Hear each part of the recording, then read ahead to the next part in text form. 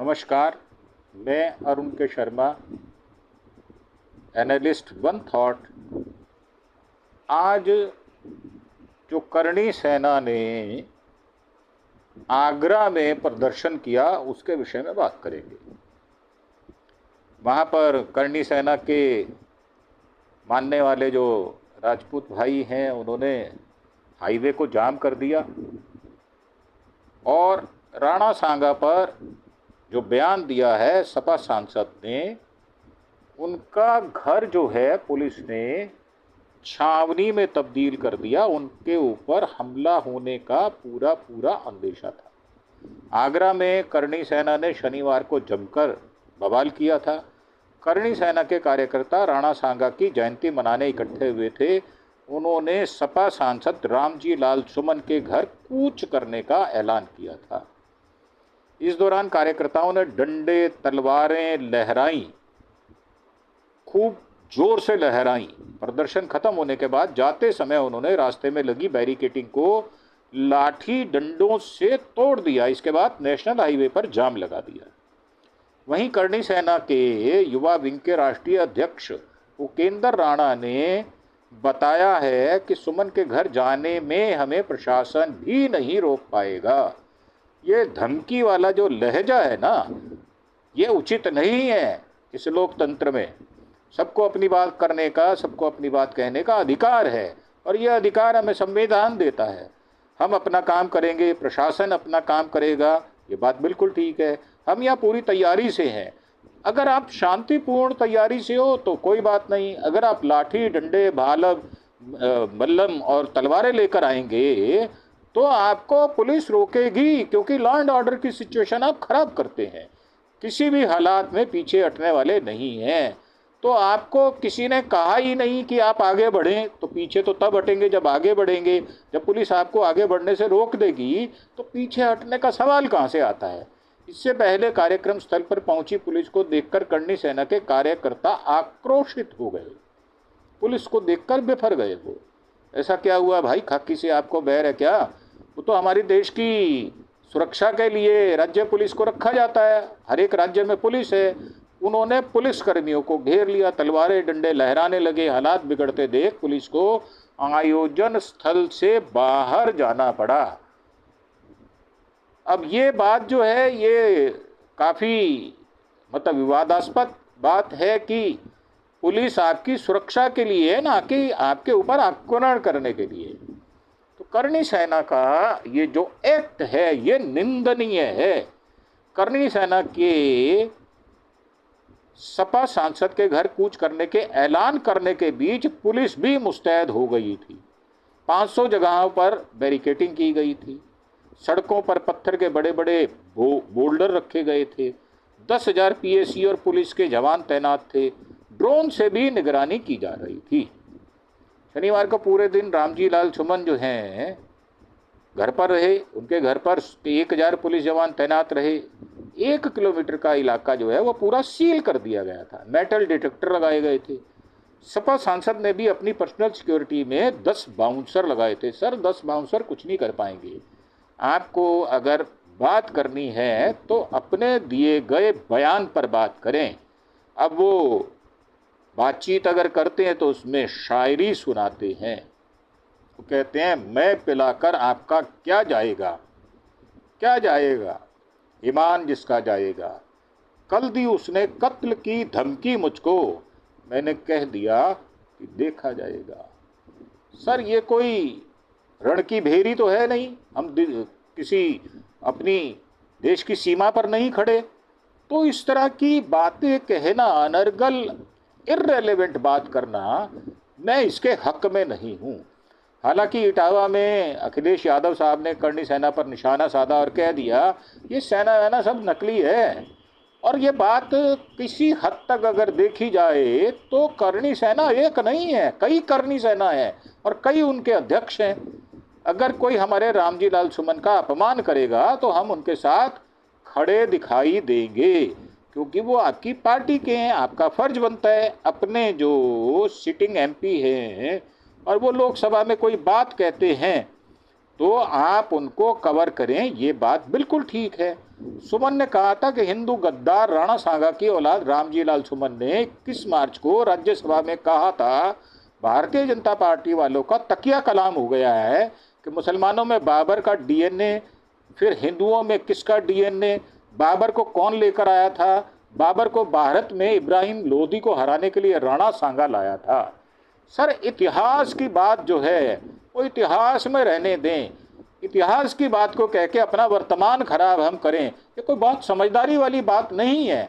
मुझे नहीं लगता कि जो इतिहास डाउटफुल है, जो खराब है, या जिससे समाज में विद्वेष फैलता हो, ऐसी हम कोई बात करें, ये उतना उचित नहीं है आज के संदर्भ में। आज के आधुनिक युग में अगर हम अपना आज वर्तमान संभाल लें तो मुझे लगता है वो ज़्यादा उचित होगा, बनिस्पत इसके कि जो सैकड़ों वर्षों बाद पहले बीत चुकी उसको लेकर हम किसी तरह से बयानबाजी करें और उस पर फिर तलवारें भांजें, हम तलवारों में धार लगाएं, चक्कुओं में धार लगाएं, लाठियों को तेल दें। ये सब कुछ बेमानी है, उचित नहीं है, ये गुंडागर्दी कहलाएगी ये। तो मेरा मानना ये है कि ना तो इस तरह का बयान देना चाहिए और ना इस तरह की व्यवहार करना चाहिए। मुसलमान बाबर की औलाद है तो तुम हिंदू गद्दार राणा सांगा की औलाद हो, कहने की जरूरत क्या है? इसकी कोई जरूरत नहीं है। यह हिंदुस्तान में तय हो जाना चाहिए। बाबर की आलोचना करते हैं, राणा सांगा की नहीं करते। देश की आज़ादी की लड़ाई में इन्होंने अंग्रेजों की गुलामी की है, ये तो बात बिल्कुल ठीक है कि बीजेपी ने अंग्रेजों के तलवे चाटे हैं।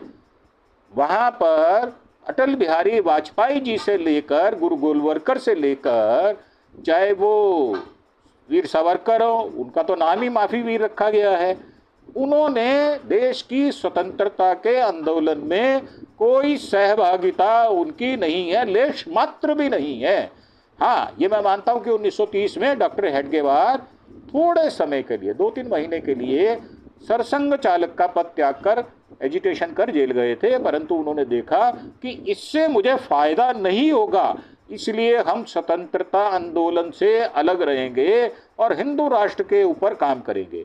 ये बात बिल्कुल ठीक है।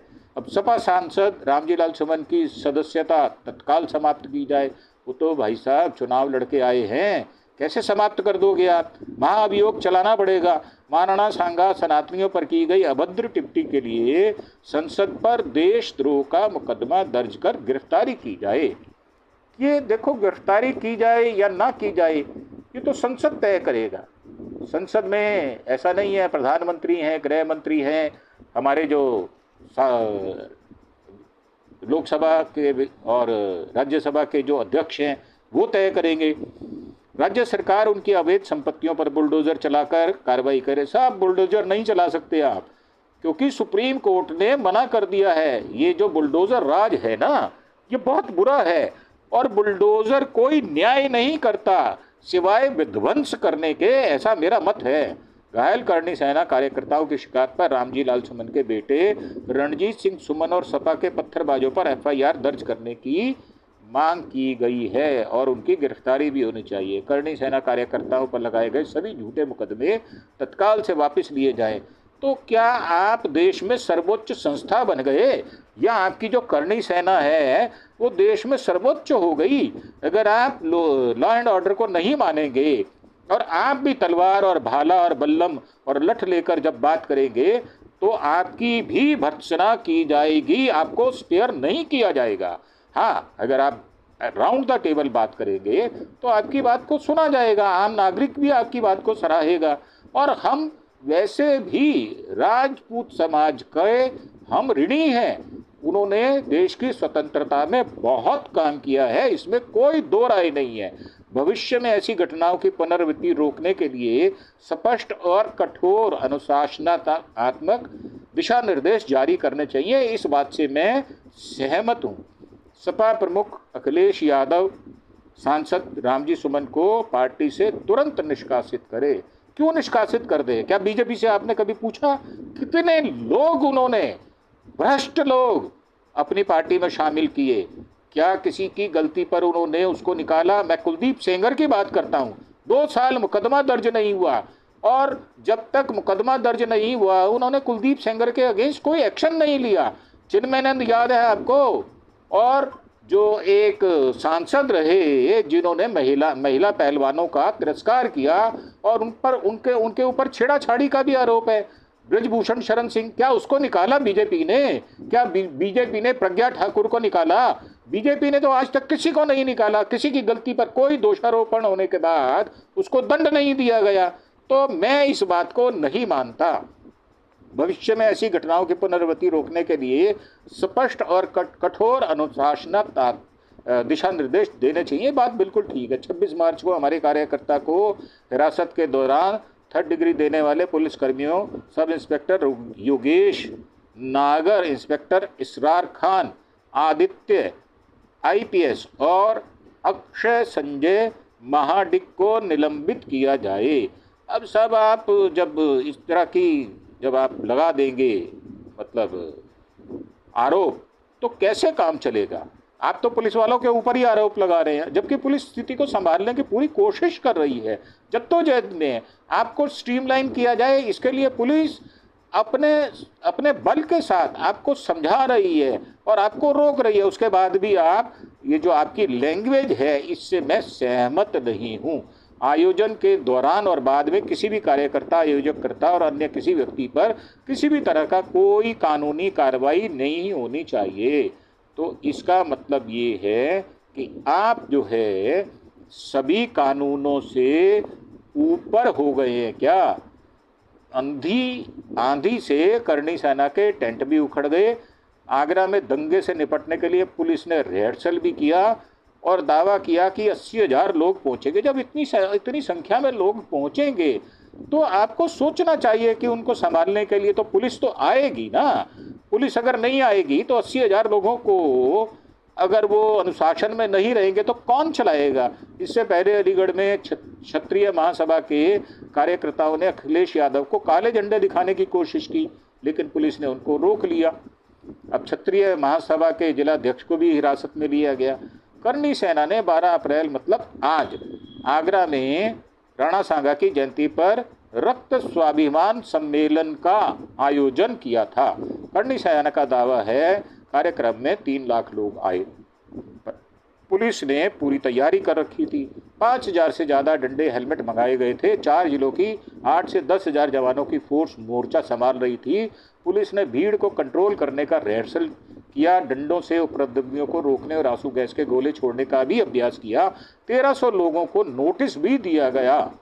सम्मेलन को देखते हुए सपा सांसद रामजी लाल सुमन ने अपने घर की सुरक्षा बढ़ा दी और PSC के साथ साथ पर्सनल सिक्योरिटी भी तैनात की। रास्तों पर बैरियर लगाए गए थे और उनके जाने आने के प्रत्येक व्यक्ति का रिकॉर्ड भी लिया जा रहा था।